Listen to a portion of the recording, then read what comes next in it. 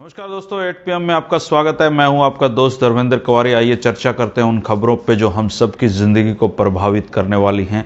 सबसे पहली खबर किसान आंदोलन से जुड़ी हुई।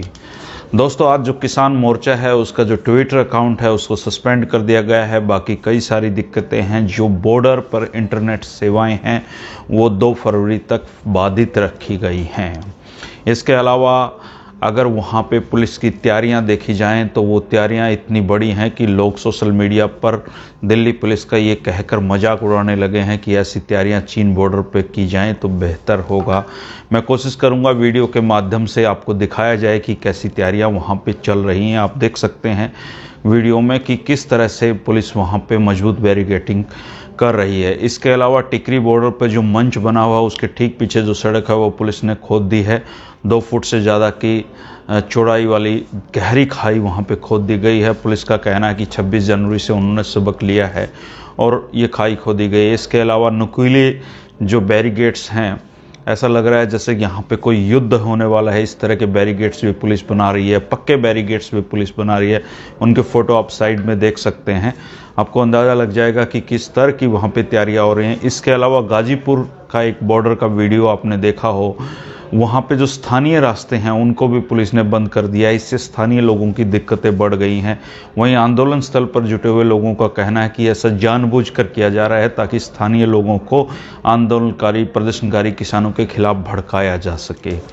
और जो रास्ते हैं वो पूरी तरीके से बंद कर दिए गए हैं। अब दिल्ली की तरफ से गाजीपुर बॉर्डर पे या किसी बॉर्डर पर पहुंचना बहुत मुश्किल काम है, जहां अभी तक आमतौर पे आवाजाही चल रही थी। हरियाणा में जो इंटरनेट सेवाएं हैं वो बहाल हो गई हैं। आपका जो वीडियो है आप 8 PM शायद अपने इंटरनेट मोबाइल से ही देख रहे होंगे। सिर्फ वाईफाई पहले चल रहे थे, लेकिन दिल्ली जो बॉर्डर है उस पर इंटरनेट की सेवाएं अभी बाधित रहेंगी।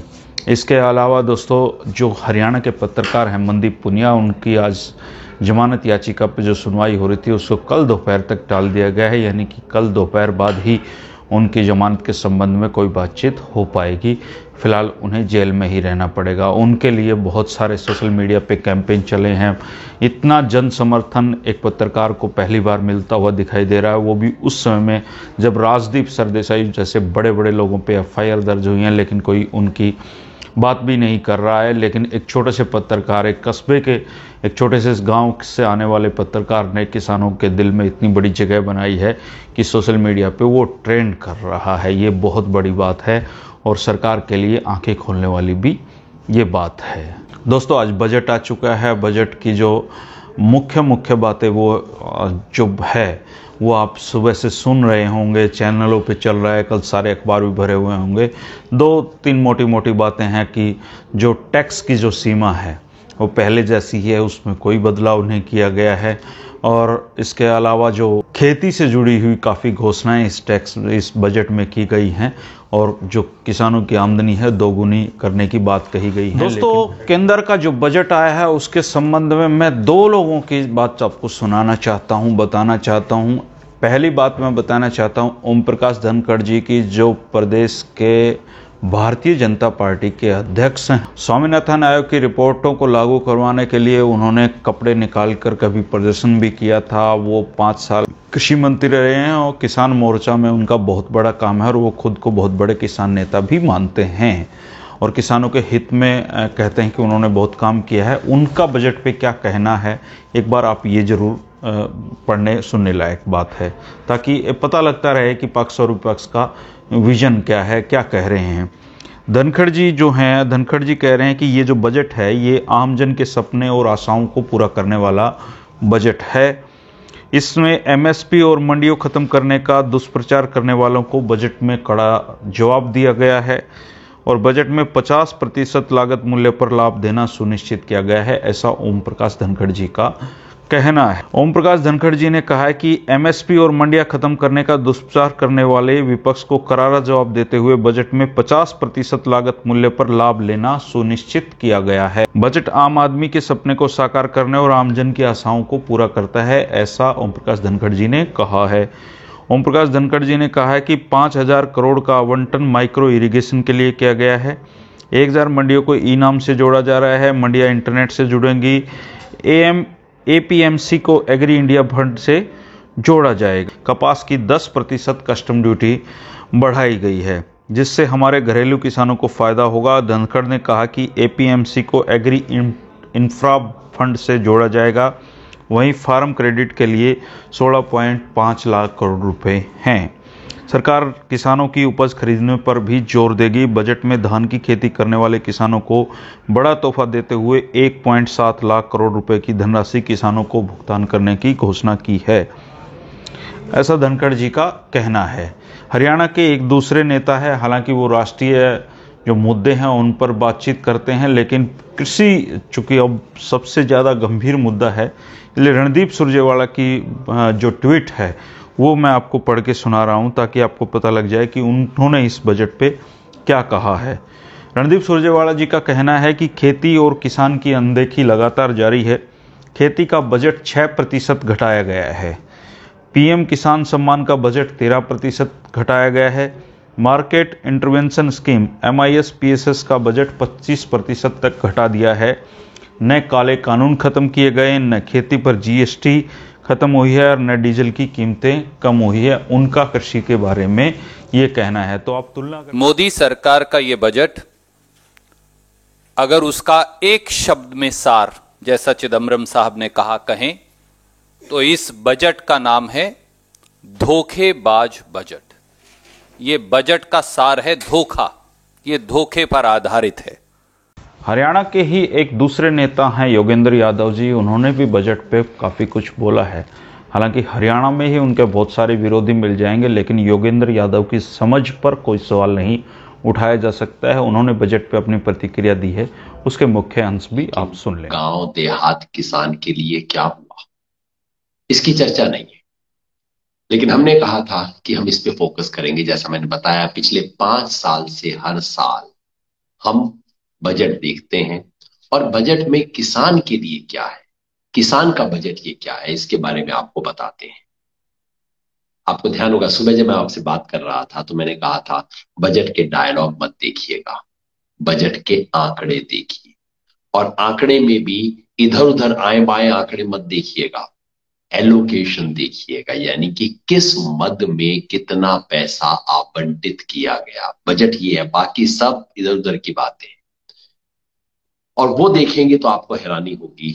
ये मैंने सुबह कहा था, आपको भी अजीब लगा होगा, लेकिन एग्जैक्टली वही हुआ एक बार फिर। प्रधानमंत्री को अभी मैं सुन रहा था, कह रहे थे बजट पारदर्शी है। पारदर्शी बजट कौन सा होता है? जिसके अंदर बजट में जो कहा गया हो वही उसके आंकड़ों में लिखा गया। अब आपको मैं बताता हूं कितना पारदर्शी बजट है।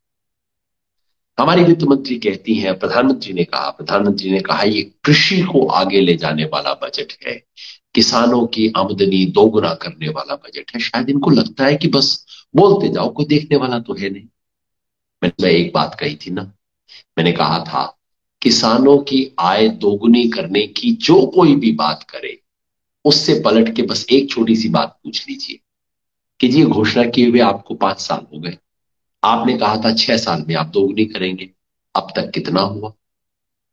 इसका आंकड़ा नहीं दिया गया। आज तक सरकार ने नहीं दिया है, आज भी नहीं दिया गया, और प्रधानमंत्री ने भी अब बस ये जुमला है बोल दिया, लेकिन इसका आंकड़ा नहीं दिया गया। लेकिन मैं आपको और शॉकिंग चीजें बताने वाला हूं। इस बजट की हकीकत किसानों के लिए क्या है? हमारी वित्त मंत्री ने तमाम आंकड़े दिए, गेहूं की इतनी खरीद हुई, चावल की इतनी खरीद हुई, दालों की इतनी खरीद हुई। वो कुछ ऐसा इशारा कर रहे थे जैसे सरकार ने ये इतना पैसा किसानों को दिया है, और चालाकी से क्या कर रही थी, 2013-14 का आंकड़ा दे रही थी और इस बार का आंकड़ा दे रही थी। मतलब क्या था कि कांग्रेस ने इतनी खरीद की और हमने इतनी खरीद की, ये मोटी तौर पे बात कह रही थी। मगर बहन जी, इसका बजट से क्या संबंध है? ये बजट का तो आंकड़ा है ही नहीं। इसका बजट से संबंध क्या है? संबंध तब होता अगर सरकार ये पैसा अपनी जेब से दे रही होती। सरकार ने तो दिया नहीं है, ये एफसीआई खरीद कर रही है, और एफसीआई ने लोन ले रखा है, और एफसीआई को सरकार जितना सपोर्ट देती है वो सपोर्ट बढ़ाने के बजाय घटा दिया है सरकार ने। हैरानी होगी ना आपको। और आंकड़े बताता हूं, ज्यादा महत्वपूर्ण बात बताता हूं। मैंने आपको बताया था कि देश के अंदर अंदाजन देश का 30 लाख करोड़ का बजट है और अंदाजन 1.5 लाख करोड़ के करीब उसमें किसानों पे खर्च किया जाता है। एग्रीकल्चर एंड एलाइड एक्टिविटीज सरकार का नाम है इसके लिए। उसमें कितना खर्च हुआ, अब ध्यान से सुनिए। पिछले साल एग्रीकल्चर एंड एलाइड एक्टिविटीज के लिए सरकार ने अपने बजट में 1,54,000 करोड़ रुपए रखे थे।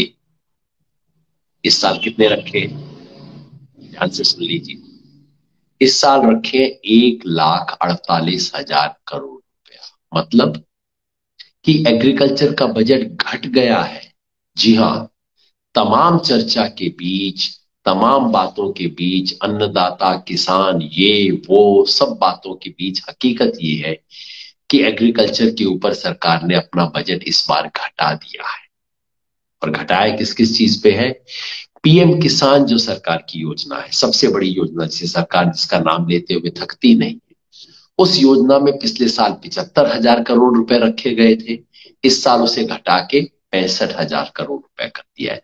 10,000 करोड़ रुपया कम कर दिया है, जबकि सरकार अभी तक आधे किसानों तक भी ये योजना पहुंचा नहीं पाई है। अगर पूरे तक पहुंचाए तो 75,000 करोड़ रुपए को बढ़ा के 1.25 लाख करोड़ रुपए इनको करना पड़ता, लेकिन उसका घटा के 65,000 करोड़ रुपए कर दिया गया है।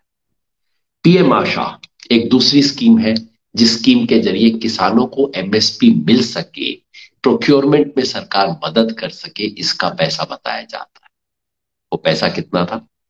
पिछले साल के बजट में वो पैसा था 500 करोड़ रुपया।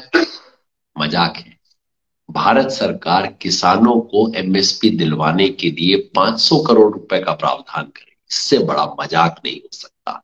इस साल उसे घटा के 400 करोड़ रुपए कर दिया गया। दो और स्कीम है, एमआईएस और टीएसएस, जिसके जरिए सरकार किसानों को मार्केट में इंटरवेंशन करके किसानों का फसलों का दाम बढ़े, इसका प्रयास करती है। इसके लिए पिछले साल 2,000 करोड़ रुपया रखा और खर्च पता है कितना किया? खर्च 1,000 करोड़ भी नहीं किया है, 996 करोड़ किया है। इसलिए अब उन्होंने बजट ही घटा दिया कि ये तो हमसे खर्च हो ही नहीं सकता। अब बजट इसका घटा के सिर्फ 1,500 करोड़ रुपया कर दिया गया है। ये एग्रीकल्चर इंफ्रा फंड जिसकी बड़ी बात हो रही है, प्रधानमंत्री ने भी कहा एग्रीकल्चर इंफ्रा फंड बहुत बड़ी चीज हमने क्रिएट कर दी है। 1 लाख करोड़ रुपया, सुनने में कितना अच्छा लगता है, 1 लाख करोड़ रुपए पिछले साल घोषणा हुई थी। मेरा सवाल ये, इसमें सरकार ने कितना दिया है, अब तक कितना हुआ है? अब तक इस 1 लाख करोड़ की घोषणा में 2,990, 3,000 से भी कम एक्चुअली एग्रीमेंट साइन हुए हैं, मतलब इन प्रिंसिपल कमिटमेंट हुआ है, वो भी दिया नहीं गया है, लेकिन वो इन प्रिंसिपल हुआ है कि हाँ इतना किया जाएगा। और उसमें सरकार ने कितना खर्च किया पता है? सरकार ने पिछले साल सिर्फ 200 करोड़ रुपए खर्च किया था और अब 900 करोड़ रुपए का प्रावधान, सिर्फ 900 करोड़ रुपए। बात 1 लाख करोड़ की, बजट से पैसा सिर्फ 900 कहना है। तो आप तुलना करके देख लीजिए कि आपको किसकी बात पर विश्वास है। लेकिन जब हमारी खुद की जिंदगी में परिवर्तन आना शुरू होता है, अगर ये जो नीतियां हैं ये बजट से बाहर निकलकर असल में किसान तक पहुंचेंगी, तो किसान का जो जीवन स्तर है वो खुद बता देगा कि जो सरकारें हैं वो किसान की कितनी हितैषी हैं और कहाँ कितनी केवल बातें होती हैं। इसके अलावा हरियाणा का जो बजट है वो हमारे लिए महत्वपूर्ण है, उसकी तैयारियां शुरू हो गई हैं। पिछला जो बजट था वो कैप्टन अभिमन्यु पेश करते थे, क्योंकि वो हरियाणा के वित्त मंत्री थे, उनको वित्त की काफ़ी अच्छी समझ भी थी। और पिछले 5 साल तक हरियाणा का जो बजट है वो सस्टेनेबल डेवलपमेंट गोल्स के ऊपर आधारित रहा है, जिसकी जो वर्ल्ड बैंक है और बाकी जो बड़ी बड़ी संस्थाएं हैं उन्होंने उस बजट की, उन नीतियों की सराहना की थी। लेकिन इस सरकार का जो बजट है वो मुख्यमंत्री मनोहर लाल पेश करते हैं, क्योंकि हरियाणा के वित्त मंत्री वही हैं। और इस सरकार में, गठबंधन वाली सरकार में, वित्त मंत्रालय किसी को नहीं दिया गया है। मुख्यमंत्री मनोहर लाल ही मुख्यमंत्री का भी हैं और वित्त मंत्री भी हैं, और वही इस बजट को पेश करेंगे। उन्होंने 10 फरवरी को मंत्रिमंडल की बैठक बुलाई है ताकि बजट संबंधी चर्चाएं की जा सकें, बजट में क्या होना चाहिए इसकी चर्चाएं की जा सकें।